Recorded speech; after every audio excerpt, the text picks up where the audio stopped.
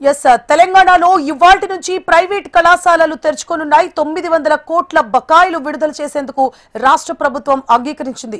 3 రోజుల్లో 600 కోట్లు విడుదల చేస్తామని డిప్యూటీ సీఎం భట్టి విక్రమార్క హామీ ఇచ్చారు. ప్రైవేట్ కళాశాలల యాజమాన్యాలు బకాయిల కోసం 1500 కోట్లు అడిగినట్లు తెలిపారు. ఇప్పటికే 600 కోట్లు రిలీజ్ చేశామని, మరో 600 కోట్లు 3 రోజుల్లో విడుదల చేస్తామని స్పష్టం చేశారు. ఇక మిగతా 300 కోట్లు కూడా త్వరలోనే క్లియర్ చేస్తామన్నారు భట్టి. అంతేకాదు ఫీజు రియంబర్స్మెంట్ కు సంబంధించి త్వరలోనే ఓ కమిటీ వేస్తామని, ఎలాంటి సంస్కరణలు చేయాలో కమిటీలోని అధికారులతో పాటు కళాశాల యాజమాన్య ప్రతినిధులకు అవకాశం కల్పిస్తామని తెలిపారు. ప్రైవేట్ కాలేజ్ సంబంధించిన ఫీజు రియంబర్స్మెంట్ అంశానికి సంబంధించి ఈ రోజు కళాశాల యాజమాన్యాలు, ముఖ్యంగా వారి అసోసియేషన్ ఫాతి సంబంధించి వారందరితో కూర్చొని మాట్లాడటం జరిగింది. వారికి గతంలో చెప్పినట్టు 1200 కోట్లకు సంబంధించి 600 కోట్లు గతం రిలీజ్ చేశాం.